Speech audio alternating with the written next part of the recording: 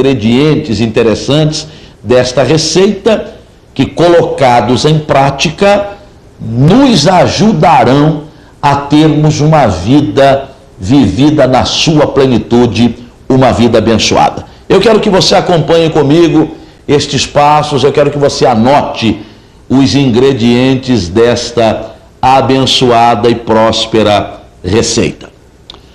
O primeiro passo que nós podemos dar e devemos dar para que a nossa vida seja vivida na sua plenitude é o seguinte: para que a vida seja feliz, em primeiro lugar, você precisa aprender a fazer o bem.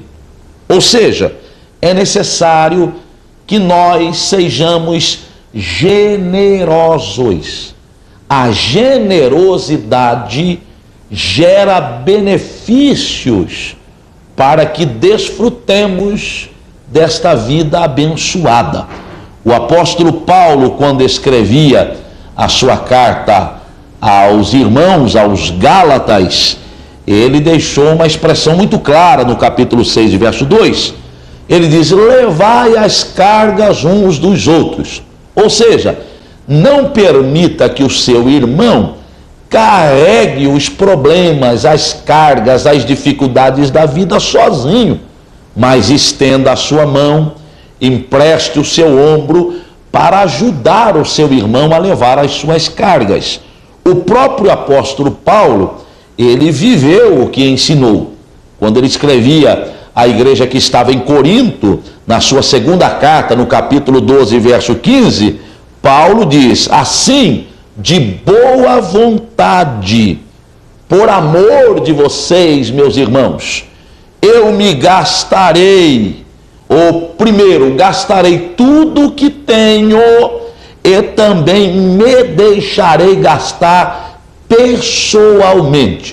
O que Paulo estava querendo dizer? Eu procurarei com todo zelo, com toda a veemência, com toda a força, a fazer o bem em prol de vocês. Então, quando nós fazemos o bem, nós vivemos uma vida plena.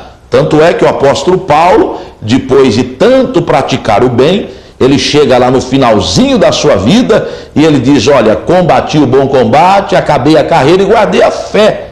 E agora eu estou me dirigindo para o lugar onde o justo juiz me coroará como benefício do bem que fiz, ou como recompensa de todo o desgaste que tive para ajudar alguém, para abençoar alguém. Então, quando você pratica o bem, quando você faz o bem, quando você se torna generoso, Deus se torna generoso para com você. O próprio apóstolo Paulo, lá no capítulo 6 e no verso 9 da carta escrita novamente aos Gálatas, ele diz: e não nos cansemos de fazer o bem, porque a seu tempo ceifaremos, se não houvermos desfalecidos. Ou seja, se eu persistir em praticar o bem, eu vou recolher, eu vou receber o benefício desta prática. Então, para viver bem, em primeiro lugar, aprenda a fazer o bem. Em segundo lugar, para você viver uma vida na sua plenitude, uma vida intensa, uma vida abençoada, uma vida feliz, você não pode e não deve desistir do seu sonho. Ou seja, persiga o seu objetivo. Não abra mão dos seus projetos. Não abandone os seus planos, porque quando você tem projetos, quando você tem planos, você tem uma razão para viver, você tem uma razão para lutar. Se nós não tivermos nenhum sonho, nenhum objetivo a perseguir, a nossa vida não tem sentido.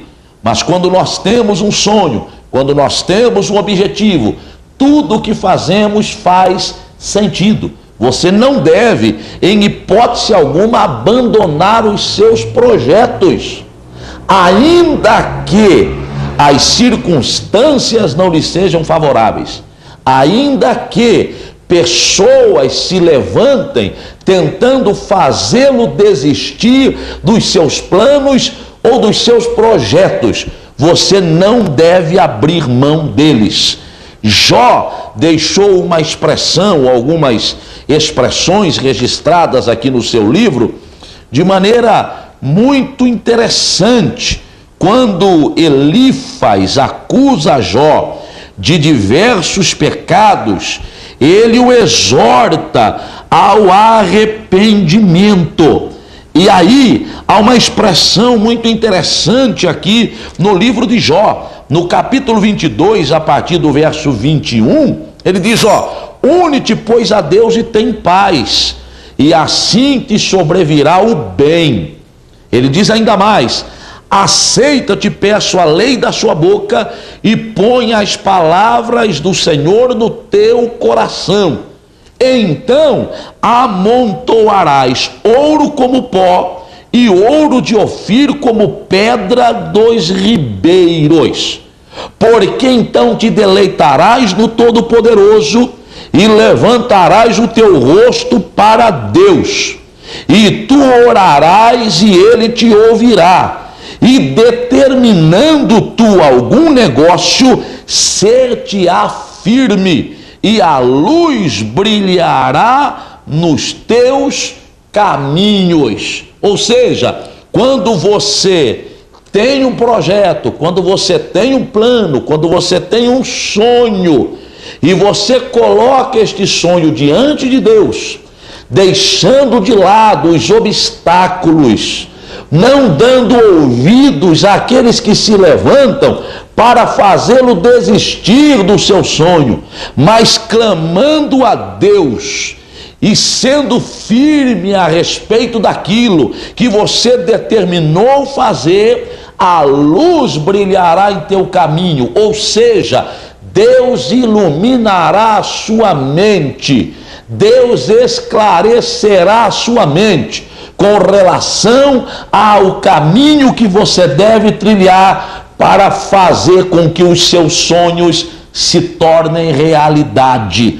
Não ceda diante das pressões, não se prostre diante dos obstáculos, não seja abarrado por aqueles que querem fazê-lo desistir dos sonhos, mas mantenha-se firme, porque a tua firmeza determinará o bem da sua vida, a sua firmeza determinará a concretização positiva dos teus sonhos e dos teus projetos, e a sua vida será vivida de maneira intensa.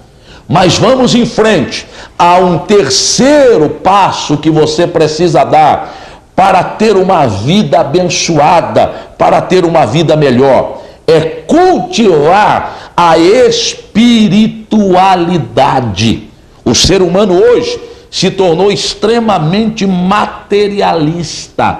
A nossa sociedade de consumo que nós vivemos, se transformou numa sociedade materialista. O que conta são os bens que nós temos. O que vale é o seu saldo bancário.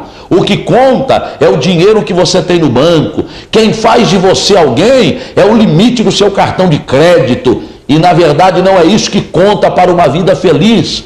Porque muitas pessoas têm bens, muitas pessoas têm riquezas, muitas pessoas têm um saldo positivo no banco, um saldo bancário positivo, outros têm um limite ou nem limite tem no seu cartão de crédito para poder gastar e comprar o que quiser, mas nem todas estas pessoas são verdadeiramente felizes. Porque o que faz a felicidade de um homem não é o que ele tem em bens materiais, mas é o seu coração tranquilo. Há um ditado que diz que o homem não dorme com a fama, mas o homem dorme com a sua consciência. Quantas pessoas têm projeção na sociedade, quantas pessoas ocupam uma posição de destaque na sociedade, mas estas pessoas não têm alegria no coração, porque a verdadeira alegria é aquela que brota dentro da nossa alma. Quando você cultiva a espiritualidade, aí você se torna uma pessoa abençoada, uma pessoa feliz. Jesus Cristo, conversando com os seus discípulos, lá no capítulo 6 do Evangelho segundo escreveu Mateus, ele fala sobre a